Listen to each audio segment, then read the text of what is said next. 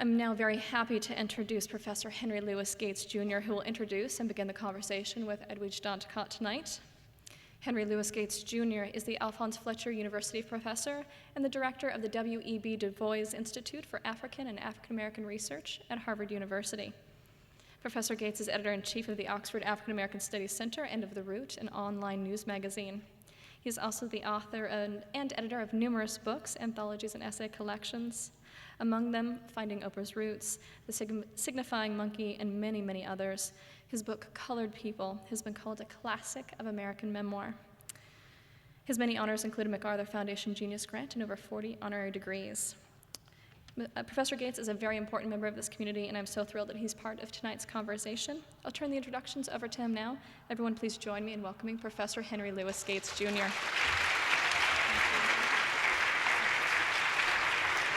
Thank you. Thank you. Nice to see the home team here in the old church. It's great. You're in for a real treat tonight. There's no one writing in the English language today who more precisely and more passionately articulates the exile's experience than Edwidge Danticat. Literature has always been about journeys and discoveries, of course, about new places and old places, about searches for self and the relation to others, of home and homes away from home. Danticat's great gift is to render these journeys and discoveries in language that is at once delicate and bold, lyrical and direct. Amy Walentz's review of Danticat's new book, Create Dangerously, The Immigrant Artist at Work, captures beautifully what Walentz calls her singular achievement, and I quote, "She has woven the fabric of Haitian life into her work and made it accessible to a wide audience of Americans and other outsiders. Through her quote-unquote made-up stories, she has brought Haiti to life for countless readers who otherwise would have understood nothing. Danticat's tender new book about loss and the unquenchable passion for homeland makes us remember the powerful material from which most fiction is wrought. It comes from childhood and place. No matter her geographic and temporal distance from these, Danticat writes about them with the immediacy of love. The immediacy of love. Danticat's first novel was Breath Eye's Memory, published in 1994, and later an Oprah Book Club selection, and followed a year later by Crick Crack, a National Book Award finalist. In 1998, she published The Farming of Bones, which won the American Book Award, and The Dew Breaker in 2004. Brother, I'm Dying, published in the year 2007, is a memoir of profound honesty and haunting beauty. She's published numerous stories, essays, and opinion pieces in publications such as The New Yorker, The Times, The Progressive. Danticat graduated from Barnard College with a degree in French literature. In 1995, her alma mater awarded her its Woman of Achievement Award. In 2009, she received the MacArthur Foundation Genius Award, and a more apt recipient I could not imagine. Ladies and gentlemen, it's my great pleasure to introduce one of the greatest writers of our time, Edwidge Danticat.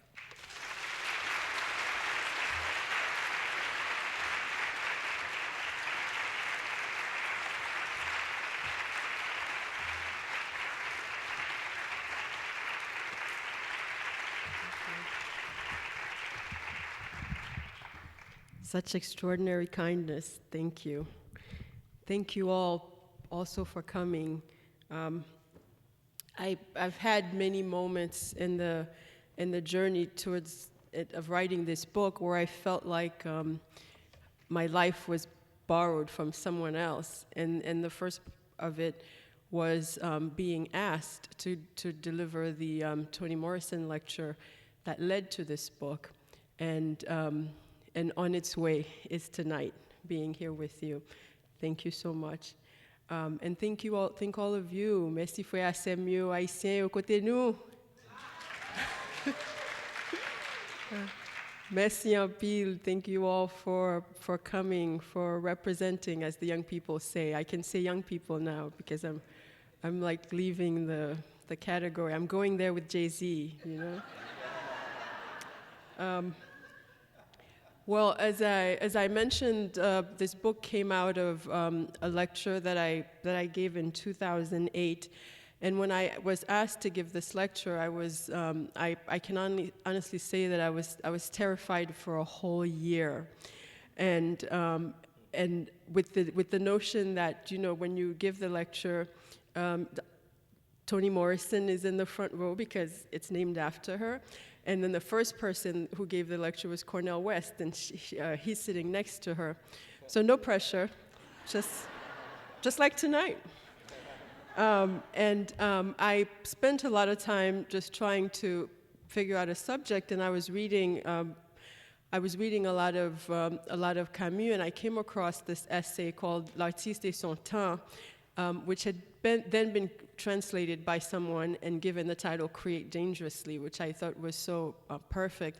And mostly what the lecture spends a lot of time talking about the ambivalence of artists. And I always say to people who criticize one's artist and criticize people who, in their work, I said, you know, no matter what you say, you can't say more than the person has already spent them beating themselves, you know, saying, at least myself. But what I'll share with you tonight before we start the conversation is one of the things that I attempted to do in the book is try to understand how some people come to their art. And one of the people that I profile in the book is a photojournalist named Danielle Morel. And Danielle is really one of the iconic photojournalists of Haiti, visual chroniclers of Haiti. And I realized when I met him that we had a common obsession with an execution that had happened in Haiti in 1964. It happened 5 years before I was born, but Danielle, as a schoolboy, happened to have been brought to this execution by his teacher because it was ordered by Papa Doc Duvalier, and can trace his becoming a photojournalist to the moment of that execution. So it's the part that I will share with you tonight. Last week when I read this in New York and Danielle was there, it was really extraordinary because, of course, he was crying and then I was crying, and so but it was a kind of healing cry. We don't get enough of those.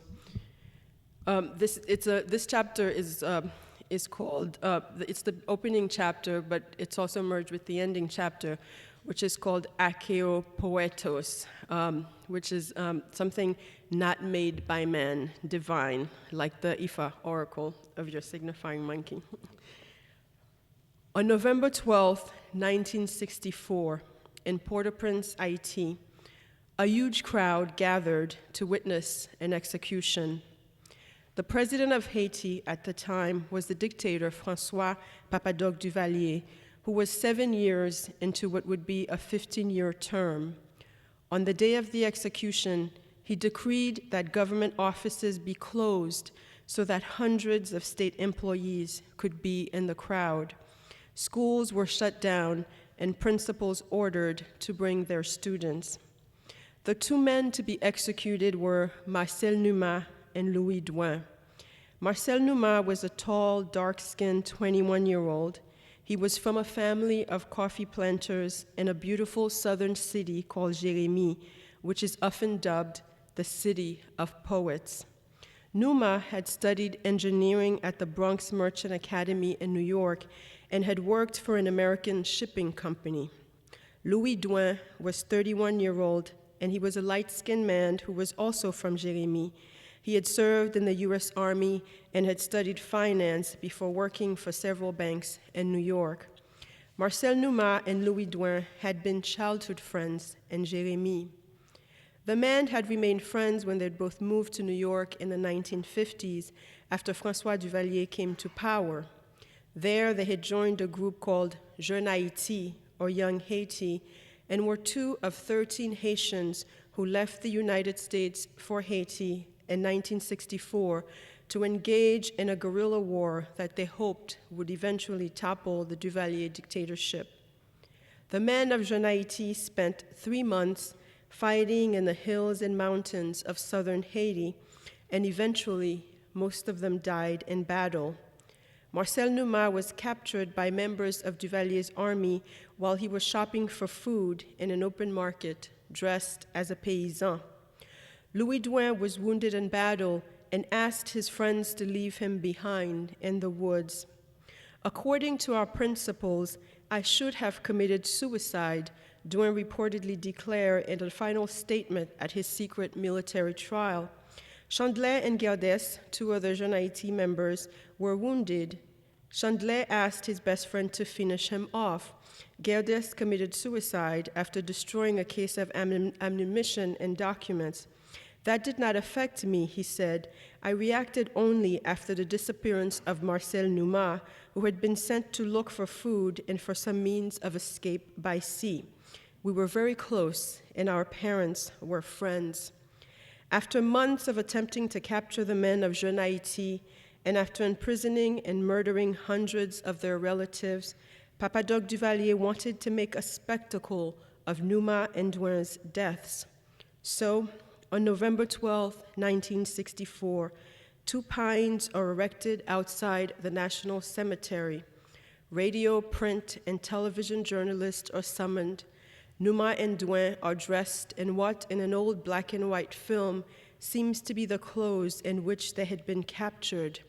Numa, the taller and thinner of the two, stands erect in perfect profile, barely leaning against the square piece of wood behind him. Douin, who wears brow-line eyeglasses, looks down into the camera that is taping his final moments. Time is slightly compressed on the copy of the film I have, and in some places the images skip. There is no sound. A large crowd stretches out far behind the cement wall behind the bound Numa and Douin. To the side is a balcony filled with school children. A young white priest in a long robe walks out of the crowd with a prayer book in his hand. The priest says a few words to Douin, who slides his body upward in a defiant pose. Douin motions with his head towards his friend. The priest spends a little more time with Numa, who bobs his head as the priest speaks. If this is Numa's extreme unction, it is an abridged version.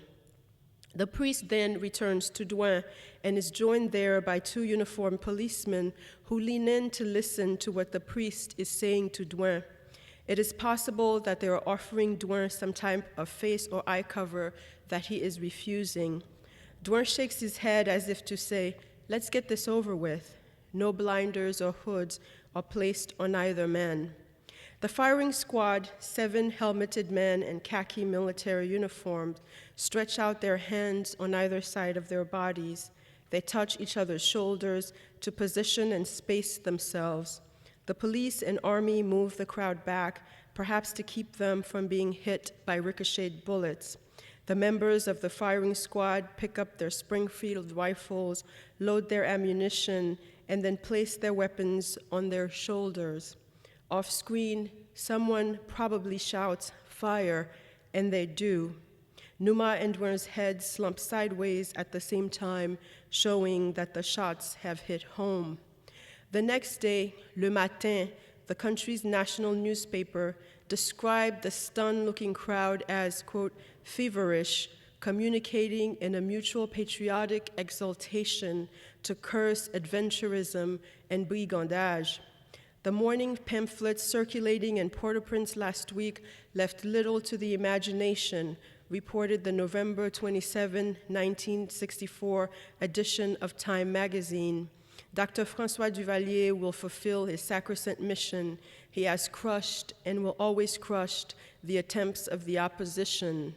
Think well, renegades. Here is the fate awaiting your kind.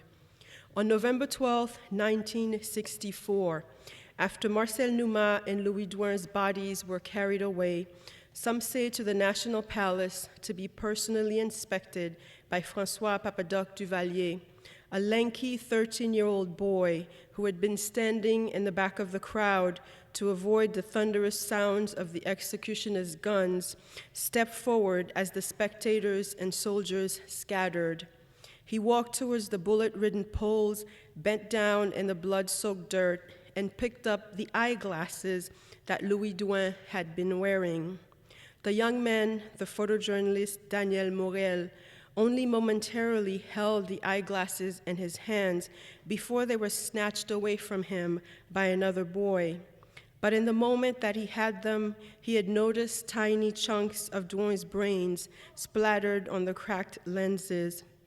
Perhaps if he had kept them, he might have cleaned the lenses and raised them to his face to try to see the world the way it might have been reflected in a dead man's eyes.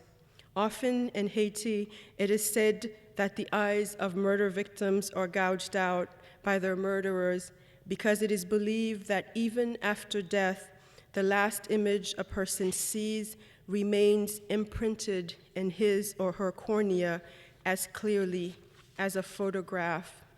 Before witnessing the execution of Marcel Numa and Louis Douin, Danielle Morel was not particularly interested in dead men's eyes.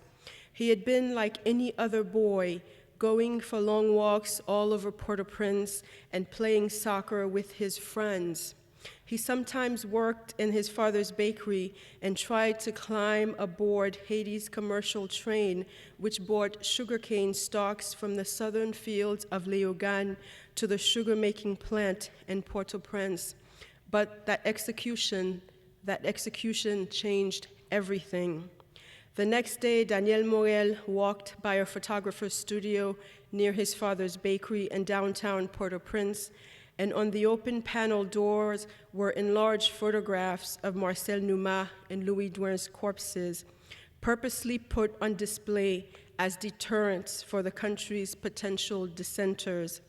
These pictures were exhibited there and elsewhere for weeks, and young Danielle Morel would work past them, and even though he had been at the execution, he saw them each day as if for the first time and was unable to look away. That's when I decided to be a photojournalist, Danielle recalled more than 45 years later.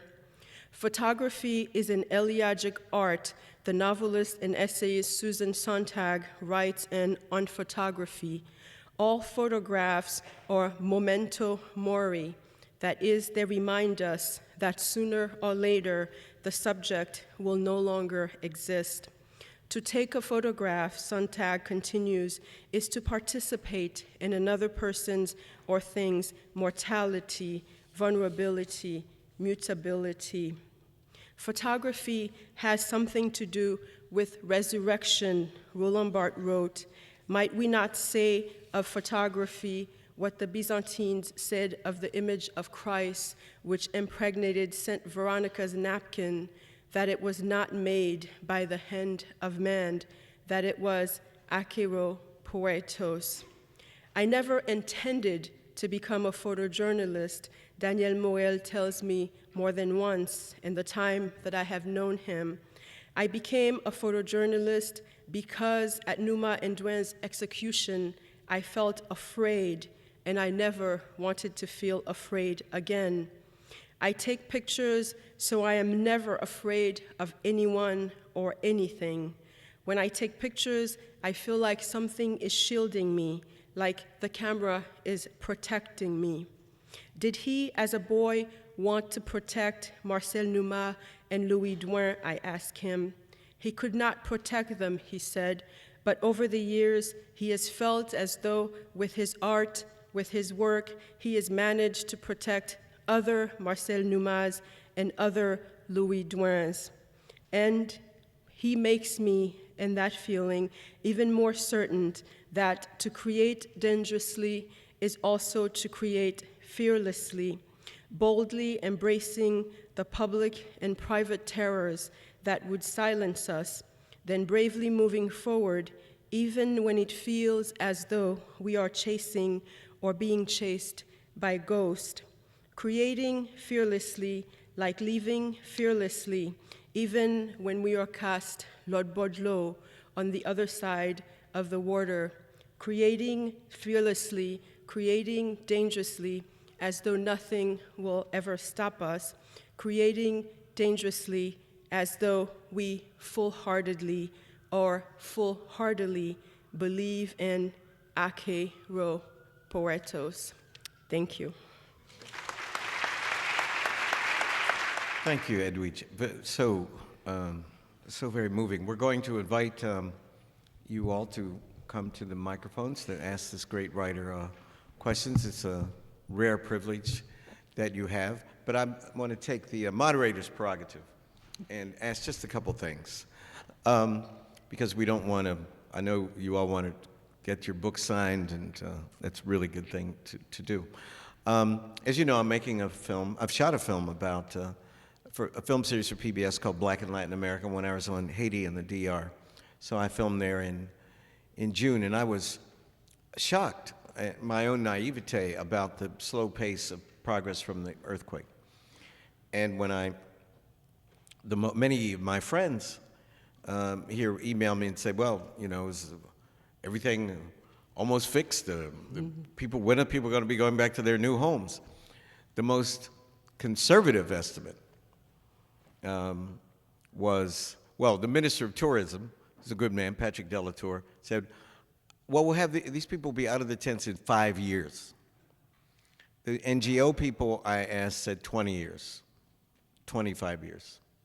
You can't imagine, half of Port-au-Prince lives in tents, with no running water, no electricity by and large, no private sanitation facilities. What do you think the prospects are for the recovery post-quake? What do you see and feel? Okay. So we're starting with an easy question. That's the, what is it, $11 billion question? Mm-hmm. It's, we recently in Miami had a debate with some presidential candidates, and one of the leaders, Haitian presidential candidates, right. Yeah, we're not there yet in this country. And one of the leaders was a sort of headliners, but she's, I think, polling really high. It's a woman named Mrs. Maniga. I'm forgetting her first name, shame on me. Shout it out, anybody. Mirland Maniga. And she was saying, she was giving exactly those numbers, about 5 years. But if you've seen this, and sometimes when people talk about tents, it's even overstating for a lot of people to say that it's a tent. It's for a lot of people it's a stick, it's a couple of sticks and some sheets, and the notion that people could live there another year is unimaginable, much less 5 years. So it's and now we have with the cholera reminding us, as though we needed reminding how important, how critical sanitation and clean water and the rest of it is. So Haitian people are resilient. They've been so resilient, but I can't imagine how they could withstand another year, much less another 5 years, in the situation that most people are living. The reconstruction, I have a similar experience when I talk to people. They will say, well, but Haiti got all this money. And I think there's this misconception too that the money has arrived and that it's somehow been, already been distributed. But it's been very slow, and I think it's not something people like to say. But I have a family member who just came back, and the first thing he was saying is that it's like this election, for example, he's never seen this type of campaign, this type of money being spent paradoxically on an election at the same time that, people are in such desperate situations. Mm-hmm. So I think, but ultimately what I think is that the recovery is with the people. People need, to have a true recovery, we'll have to empower individuals, groups of people, committees, because people have this ability to organize themselves. They're doing it in the camps, they're doing it in the countryside, and we'll have to be, people who want to rebuild Haiti need to empower and re-empower Haitians to do it. And there are a lot of Haiti experts in the room, and I hope some will come and share their experiences as well. Well, let's make clear that the $11 billion is pledged, but very little of it, relatively speaking, has been sent or delivered, with all kinds of excuses offered. We don't want the money to be stolen. We need a comprehensive plan. President Clinton is organizing a comprehensive recovery. We're all waiting for that. What do you think about the, one of the reasons that Americans tend to be naive about other people's countries anyway. I mean, it's just part of our DNA. But, and blissfully so. But what about the effect of all these pop stars who have big concerts, they have these marathons, and then they disappear. And there's no follow-up. I'm thinking about Bono, for example, who does great things. Where's his follow-up? Are they doing good things, or do you have problems with them? I'm not talking about Wycliffe, he's Haitian. I mean the others. I think if they did that thing and we saw the money, we saw what it was doing, in those instances, I think sometimes a little wattage helps. They drag. Haiti suffers from this phenomenon, if you will, of the world often being aware of it only when it's at its extreme, only when it's on its knees. And at other times, there are a lot of pop stars who go quietly. I think Ben Stiller is one of them. Like, he goes when it's not in the news, and others, and of course Wycliffe had been doing that. If it produces something, I don't have any problems with it. Mm-hmm. But does it produce something? Sometimes it does. Sometimes it doesn't. I mean, we can, it's debatable. Do you think? And then I want to open this up.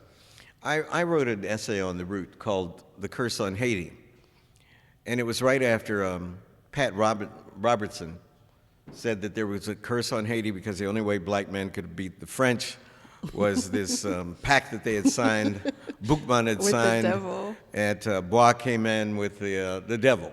And that's where the revolution broke out. And after they had under a big tree, they had a film there, the Vodou ceremony. And so this was the pact with the devil, signed in blood, and God has been punishing Haiti ever since. And so in my essay for theroot.com, I wrote, yes, indeed, there is a curse on Haiti, and it's traceable right back to the White House and Thomas Jefferson, because that's just where it started.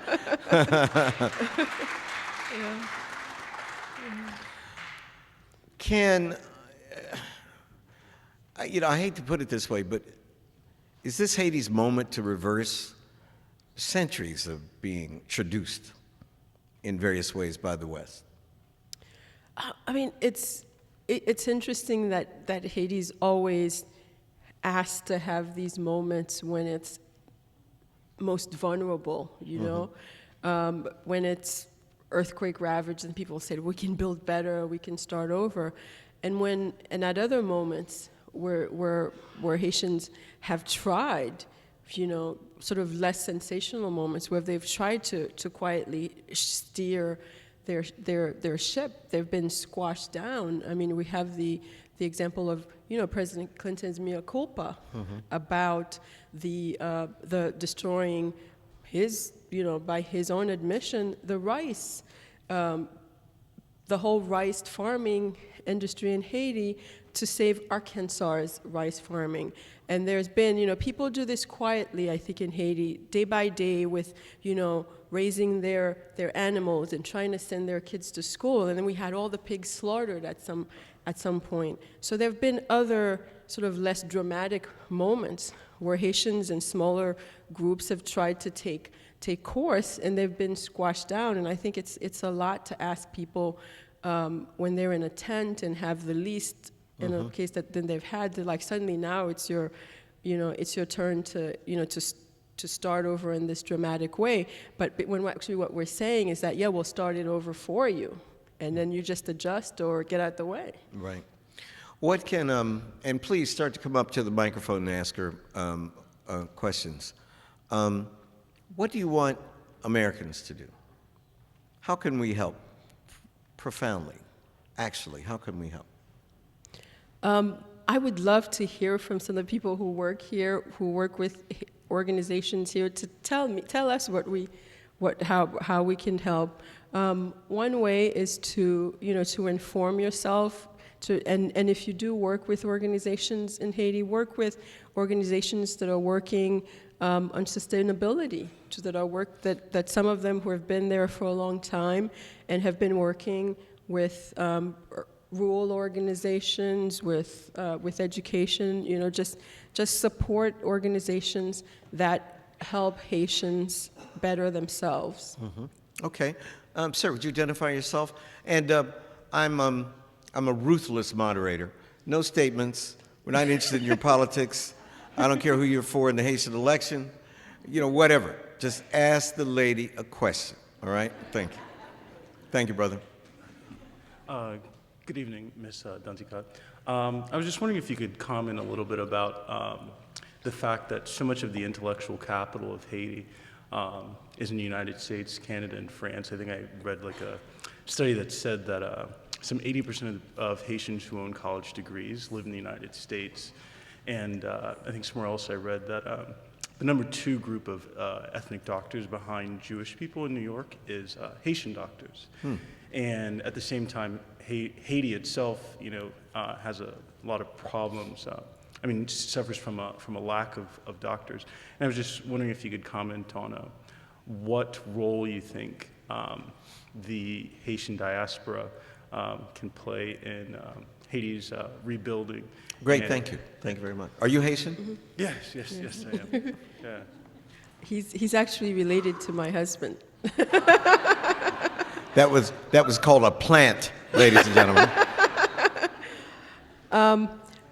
First of all, I think we shouldn't underestimate the capital that remains in Haiti, because there are very dedicated professionals, doctors, teachers, and others who make their life in Haiti, who have remained in the country.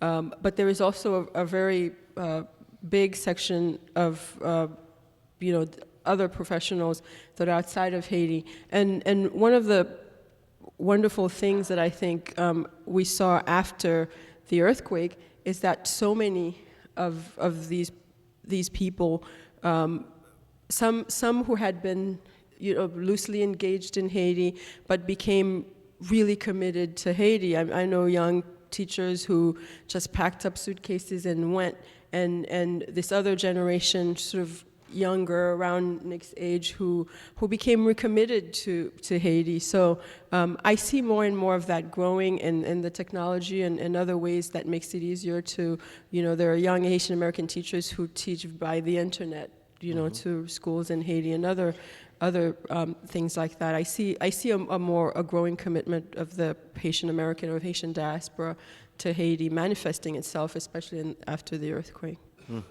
Yes, please. Thank you for that wonderful and moving talk. As a professor of literature, I'm afraid I'm going to have to bring this back to literature. That's my primary concern. I just taught the Dew Breaker in my first-year seminar to my students who I brought with me. And one of the things that I was wondering was about your use of Osip Mandelstam's poem as the epigraph to the Dew Breaker, because it does resonate so well with the Camus, Create Dangerously, and this idea of transcending space and time, and also kinds of affiliations which don't seem normal. So that we have Osip Mandelstam, this Jewish, Polish, Soviet poet, and the Dew Breaker. And I was wondering about your choice of that epigraph, and really what you wanted to do and bridge, and what kinds of affiliations did you want to create by using Mandelstam with these various voices in the Dewbreaker? Mm-hmm. Thank you. Thank you, and I love that you're able to pronounce the name so well because I can't. And the lines I use in the poem is, maybe this is the beginning of madness. Forgive me for what I'm saying, but read it quietly, quietly, quietly. I just, one of the things about, I think, being, an immigrant writer, if you will, is that you are, I feel like I'm sort of the bastard child of all of these people, and everybody you read becomes a kind of parentage, and there are all these connections to, the Dewbreaker. I mean, sometimes, Haitian families, it's strange, especially if you grew up in Brooklyn. There was sort of a Jewish model. My father would always say, the Jews, they're so together. We have to be like them.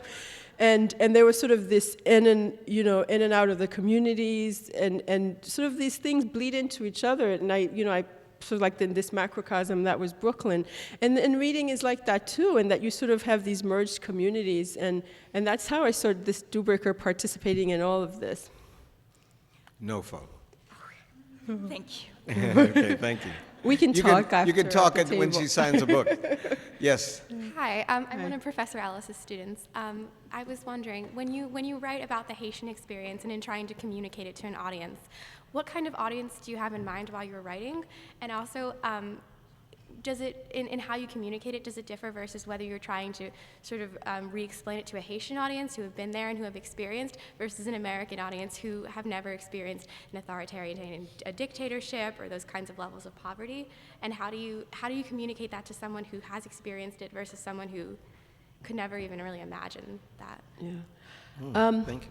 Well, when it's a cliche, and a lot of writers say it, I think, because it's true. When I'm writing it just for me, and that's absolutely true. Sometimes I'm writing it for the 15-year-old girl that I was who went to the Brooklyn Public Library looking for these books about myself, but it's really for me. I think if you try to write with all these different audiences in mind, you won't, it just doesn't work. So I try to tell the truest story I know in the truest voice that I'm able to, and I worry about the rest later. I do feel like there's a Haitian proverb that I've sort of adapted and changed. It's parole gen pied, parole gen ailes. Words have feet, words have wings, and I just trust that the words will travel, they'll walk and will fly and find their reader.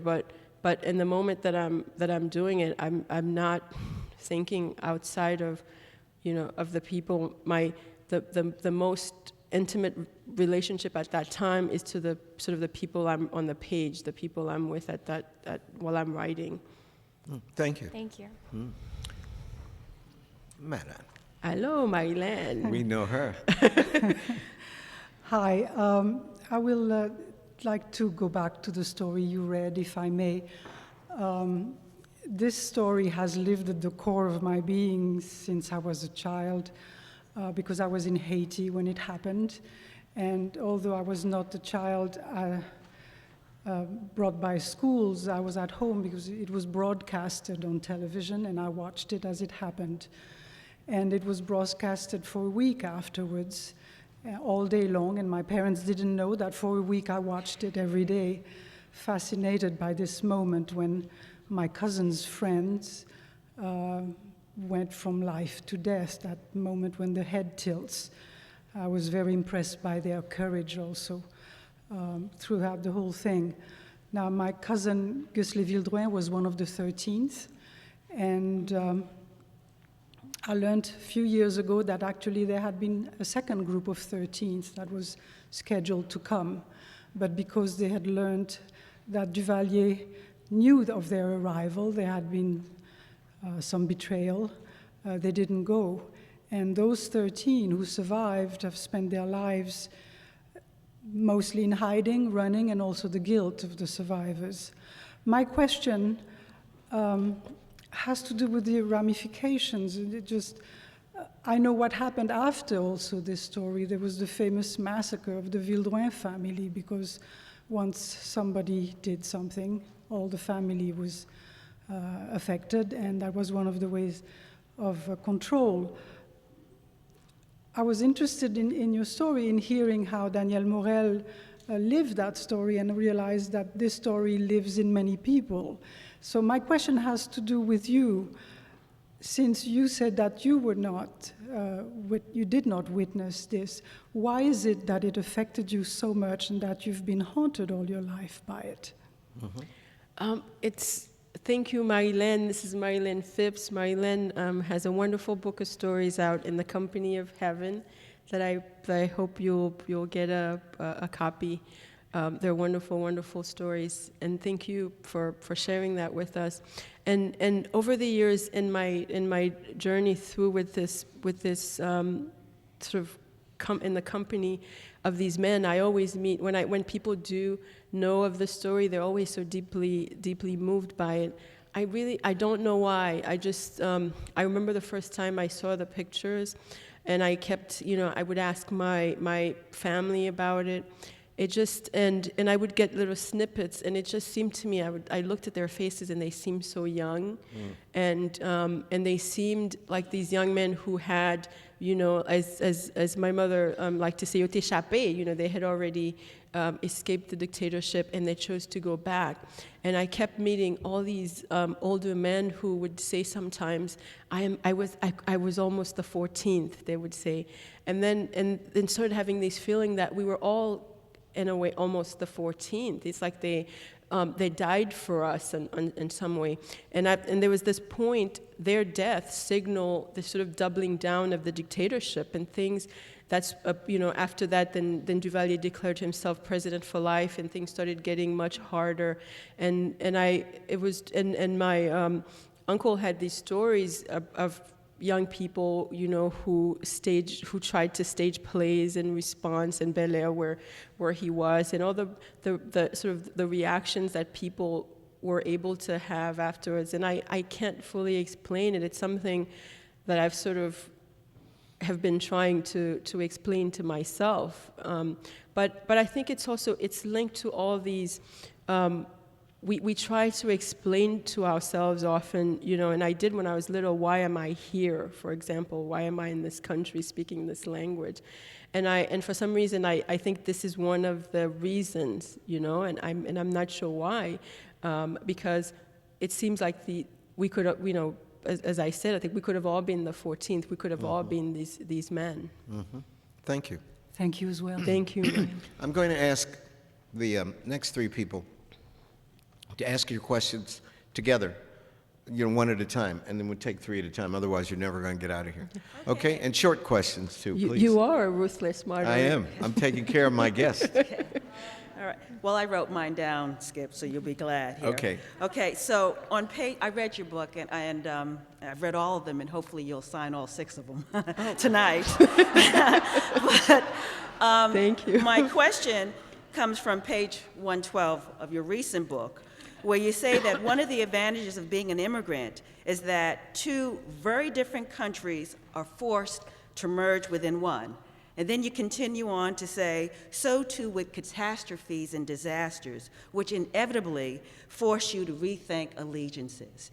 And so I wanted to ask you to expound more on that, and where do you find your allegiances? Okay, we got that. Next question. Oh, I'm not going to remember all. Oh, sure you will.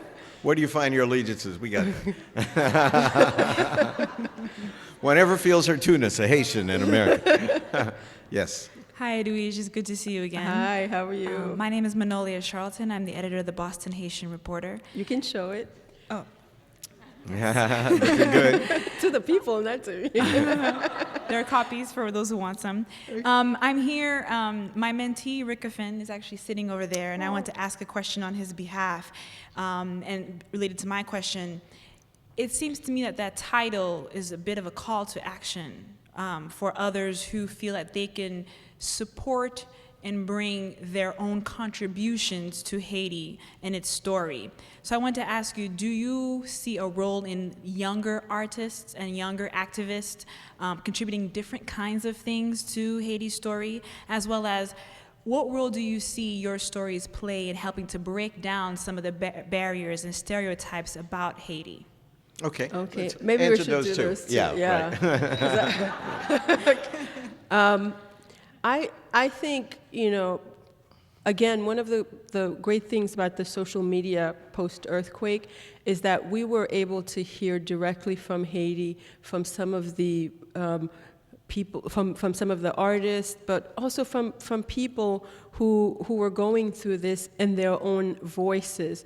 And when a woman, like a young woman who blogs from the tents, when she tells her story joins the larger story of the world. So I think the more stories we have, the more nuanced and the complex view that we have to Haiti. I'm not calling for I don't want to commend or give any artist any kind of job, or command, but it's just I think it's very hard. I think it's hard for people when when things like what's happening in Haiti is happening to just say, I'm just going in my room to write,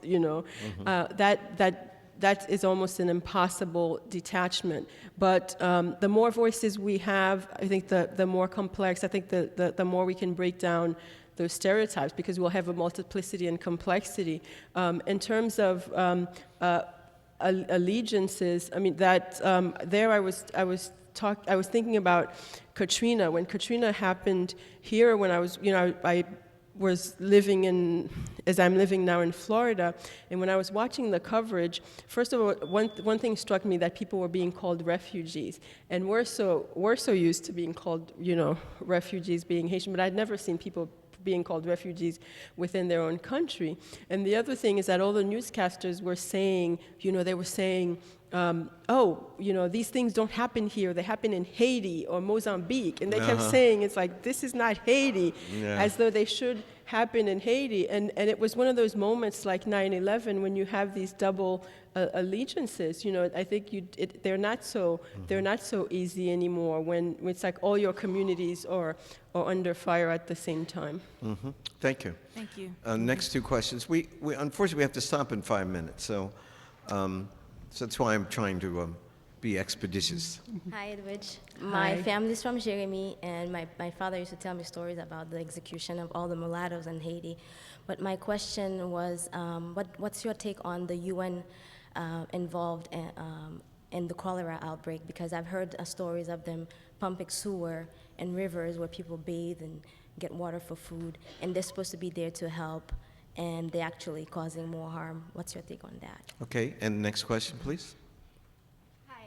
Edwidge, my name is Carla. I also moved to the United States when I was 12 from Haiti.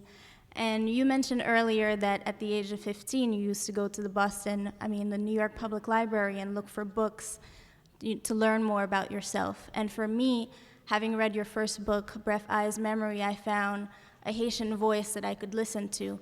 And I wanted to know your take on the literacy situation in Haiti, because I think a lot of young Haitian people, especially 50% of the population that's illiterate, what do you think is the role for artists, for writers, to provide voices for the Haitian population in Creole so that they can actually read and have an opportunity to explore a literary world out there? Okay. Well, I mean, it continues to be, I think, the dilemma of both, even writers who live in Haiti, and that a lot of the people who people are writing about are excluded from their, are shut out, unable to read their work. I mean, aside from the work that a lot of people do, so the work that I do with the schools that I work with here and there, a lot of them we used to do through my uncle in the provinces. we try to make our books accessible in Haiti. Not always in Creole translation, unfortunately for various reasons. But that's coming. There are people who work on that. We try to make them available more reasonably, and maybe this is giving in, but we've done some of I've done some of my stories as radio plays. And things like that, but the literacy continues to be a very big challenge. As for the UN and the cholera, I mean, I would echo what a lot of scientific people have said, including Dr. Paul Farmer, who's here, is that should be investigated as to the source of the cholera. And I think it seems as though from what's come out that equal blame belongs to the Haitian company that disposed of the waste, as to the UN people who were pumping it in the river. I mean, if it's criminal that was able to even happen. Right, and I'm sorry for those people behind the children, but our last questions are from the children, and the rest of you can ask as she signs the books that you purchased. Please go ahead. Good evening, Dr. Gates. Good evening. Madame Edwidge Danticat. It's a pleasure to be here with you. My name is Colleen Desiree with the Association of Haitian Women in Boston. We've spoken before. Won't say too long. One thing we can say definitely, literature is political, overtly or covertly. Number one. Number two, there are a lot of different things we can do to really support growth, development in Haiti. One thing is to believe in the Haitian population, to ensure that we do things accordingly. We do things according to the Haitian ways of doing things, the right ways. And also, we need to really look at U.S. foreign policy. We need to look a bit in terms of the past, and in moving forward, how do we collectively help make a difference in Haiti? And I believe we all can. Thank you. Now, the questions. Yes.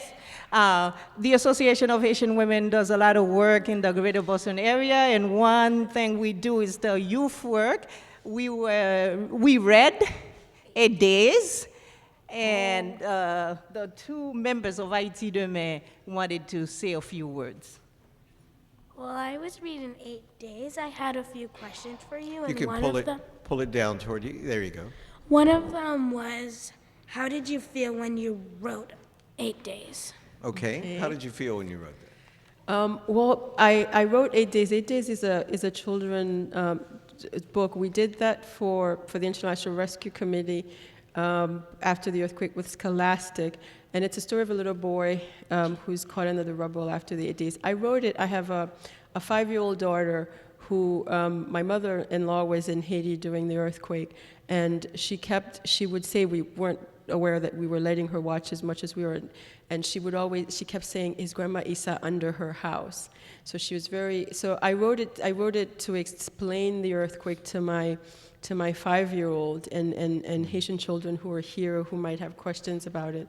So I felt better after I wrote it because it was a way of sharing with children like you and my Mira what happened during the earthquake.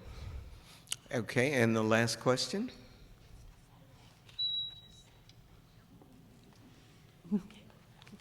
Come on. Come on, you can do it. You can do it.